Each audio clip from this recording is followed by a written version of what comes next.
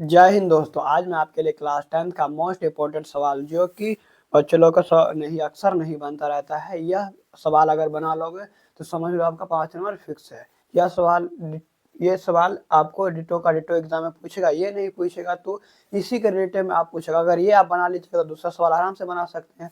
ये सवाल आप देखिए, कोई भी क्वेश्चन उठा के देखिए, मीनार वाला सवाल एक पूछता है। आइए हम सवाल को बनाते हैं। देखिए क्या क्वेश्चन क्या करा है। मीनार के एक बिंदु से एक 20 सेंटीमीटर ऊंचाई भवन के शिखर पर लगी एक संचार मीनार के तल और शिखर का उन्नयन कोण इतना और इतना है, मीनार की ऊंचाई ज्ञात कीजिए। यहाँ पे देखिए क्वेश्चन तो अक्सर कोई बना लेता है गलत सलत जैसे बना, पर देखिए क्वेश्चन को आप सही से पढ़िएगा ना, सही ढंग से, तो आपका सवाल उसी में रहता है। ये क्वेश्चन क्या कर रहा है, उसका आंसर क्या है, क्वेश्चन में ही जवाब रहता है। तो देखिए क्वेश्चन को बारीकी से पढ़िए। देखिए हम ये पढ़ते हैं फिर से दोबारा क्वेश्चन को। भूमि के एक बिंदु यानी भूमि के एक बिंदु यानी भूमि नीचे वाला समतल होता है ना, देखो हम भूमि के एक बिंदु मानते हैं। यहाँ से भूमि का एक बिंदु, क्वेश्चन देखिए, से एक 20 सेंटीमीटर ऊंचा भवन, देखिए यहाँ से 20 सेंटीमीटर ऊंचा भवन है। ये भवन हो गया 20 सेंटीमीटर भवन है के शिखर पर लगे, यानी कि शिखर इसे बोलते हैं, सबसे ऊपर वाले चोटी को शिखर बोलते हैं। शिखर पर लगी एक संचार मीनार, यानी कि इस एक यहाँ से एक संचार मीनार है। ये एक संचार मीनार है, ठीक है, संचार मीनार है। शिखर का उन्नयन कोण, यानी शिखर का उन्नयन कोण, ये शिखर का उन्नयन कोण यहाँ से ये शिखर, इसका उन्नयन कोण कितना है, 45 डिग्री। शिखर उन्नयन कोण 45 डिग्री और 60 डिग्री है, यानी कि ये वाला, यानी कि टोटल कितना हो जाएगा। देखिए हम बनाते हैं टोटल यहाँ से। देखिए टोटल यहाँ से इतना 45 डिग्री, यानी कि टोटल कितना हो जाएगा, टोटल 60 डिग्री होगा टोटल पूरा।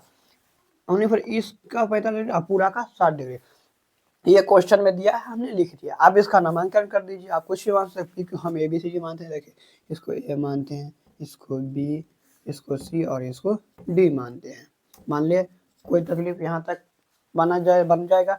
अब देखिए हम क्या बनाए हैं, स्ट्रक्चर में जो बनाए उसको हम लिख देंगे। क्या लिखेंगे, पहले लिखेंगे दिया है, फिर क्या दिया था क्वेश्चन में, जो दिया था यहाँ पर हल लिखते हैं, बनाते। जैसे जैसे हम बनाते वैसे वैसे बनाइएगा, आपका एक नंबर नहीं कटेगा, ये मेरा वादा है।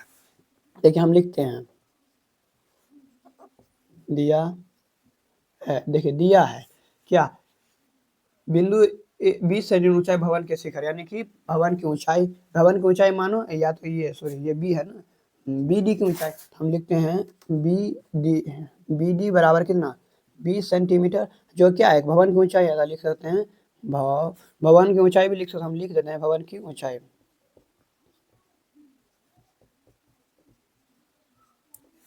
भवन की ऊंचाई हो गया।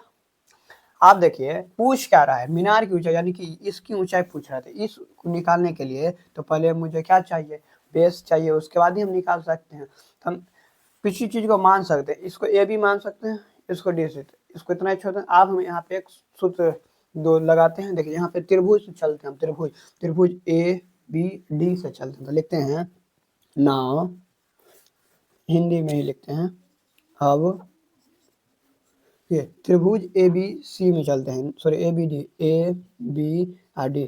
अब देखिए यहाँ पे हम ABD लिखे, यानी क्या, जो बीच वाला कौन है वो 90 डिग्री होना चाहिए, ठीक है। जो बीच में लिया है समझ लो वो बीच वाला होना चाहिए। ये नहीं, आप ये भी BDA लिख सकते हैं। अगर सोचेंगे हम ADB लिखें, ऐसा थोड़ा अच्छा नहीं लगता देखने में। हम ऐसे लिखेंगे जो कि अच्छा लगे, सुटेबल हो, ठीक है। लाइन से पहले AB उसके बाद D होता है।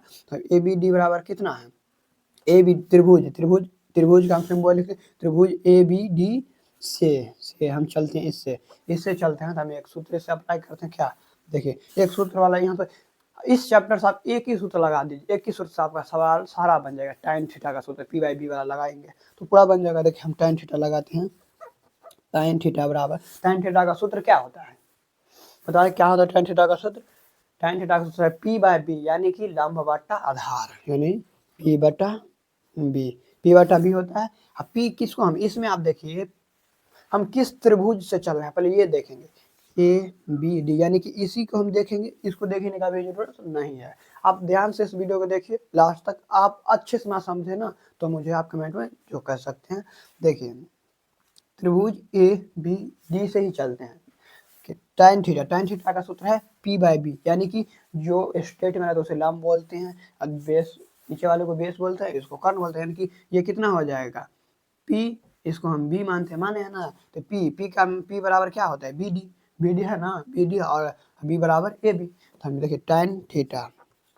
आप देखिए इस त्रिभुज में थीटा का मान कितना है, देखिए गौर से देखिए ध्यान से, इस त्रिभुज में यहाँ पे देखिए इस त्रिभुज में ये कोण है, ये कोण बना है, ये पूरा में ये बना है।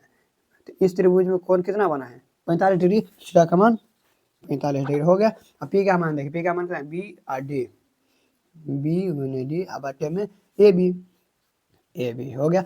अब देखिए tan 45 डिग्री का मान कितना होता है, tan 45 डिग्री का मान 1 होता है। देखिए आप सब इसका अगर सूत्र नहीं याद रखिएगा तो आपको तकलीफ हो सकता है। देखिए आप सूत्र याद कर लीजिए, चाहे त्रिकोणमिति का अगर ऑल सूत्र यहीं से भी कोई पूछेगा आप जवाब दे देंगे। अगर ऐसे आप सूत्र को याद कर लेंगे ना तो समझ लो आपका यूं ही 20 नंबर मिल जाएगा, क्योंकि इस टॉपिक से सवाल बहुत पूछ रहा है इस चैप्टर से। त्रिकोणमिति से देखिए एक होता है, एक लिख दिए, ए बी बराबर ए और बी, ए बी के बराबर में 20 सेंटीमीटर है तो हम 20 सेंटीमीटर लिख सकते हैं, 20 सेंटीमीटर।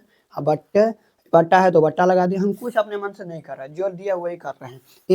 ए बी का मान देखिए, ए बी का मान यहाँ, ए बी का मान है कुछ नहीं, कुछ है, कुछ मान ही सकते हैं, पर हम क्यों मानेंगे आपको बताएंगे, मानिए फिर दिया है, ऐसे करेंगे तो नहीं बनेगा। ए बी का मान दिया है, नहीं दिया तो ए बी छोड़ देंगे, कितना छोड़ देंगे, ए बी। अब कोना कोनी गुना कीजिए, ए बी को 1 से गुना करेंगे तो ए बी हो जाएगा बराबर में 20 सेंटीमीटर। देखिए हमको ए बी का मान निकल जाएगा। हमको ए बी क्या है, इसका तो आधार है, तो हमको तो ये पूछा नहीं, पूछा क्या है, मीनार की ऊंचाई यानी कि सीढ़ी की ऊंचाई पूछ रहा है। अब हम त्रिभुज, अब हम क्या चलेंगे, त्रिभुज अगर हम त्रिभुज ए बी सी लेते हैं, ए और बी और सी यानी बी सी के अगर हम लिखेंगे, बी सी को हम कैसे लिख सकते हैं, बी सी को पूरा तो बी से सूचित करता है, पी से पूरा हम मानेंगे, पी इस पूरा मानेंगे, और इसी को हम क्या B D plus C D मान सकते हैं, कोई तकलीफ नहीं ना। तो इसको हम देखिए B D plus D C मान सकते हैं, ऐसे तो लिख सकते हैं, क्योंकि दोनों का जोड़ ही ना इतना बराबर होता है, इस दोनों का जोड़ बराबर इतना होगा, यस या नो होगा, इसलिए हम इसी सूत्र पर लगाते हैं। देखिए अब यहाँ पे देखिए हम लिखते हैं, क्या लिखते हैं, पुनः त्रिभुज। आप देखिए ए बी सी टोटल त्रिभुज में जा रहा है, बीच वाला खत्म, त्रिभुज ए बी सी से, त्रिभुज ए बी सी से लिखते हैं। आप देखिए tan थीटा का मान लगाएंगे, फिर tan थीटा का सूत्र लगाएंगे, तो tan थीटा बराबर क्या होता है, tan थीटा बराबर होता है लंब बटा कर्ण, सॉरी लंब बटा आधार, पी बाई बी।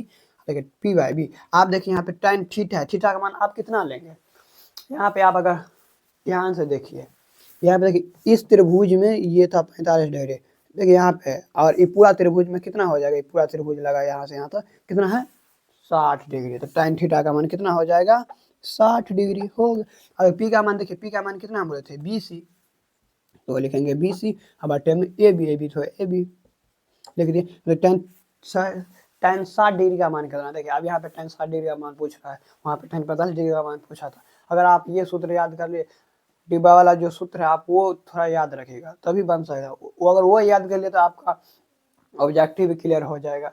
देखिए यहाँ पे लगाते हैं सूत्र, कितना हो जाएगा, tan 30 डिग्री 60 डिग्री का मान होता है √3 होता है। बी सी के जगह हम क्या लिख सकते हैं, B D plus D C लिख सकते हैं, कोई तकलीफ नहीं ना, बी डी प्लस में बी डी सी, चूंकि बी सी का जो मान है इस दोनों का योग के बराबर ही है ना, लिखते हैं इसका ए बी, तो ए बी आप मान पुट करेंगे, √3 है तो √3 लिख दिए।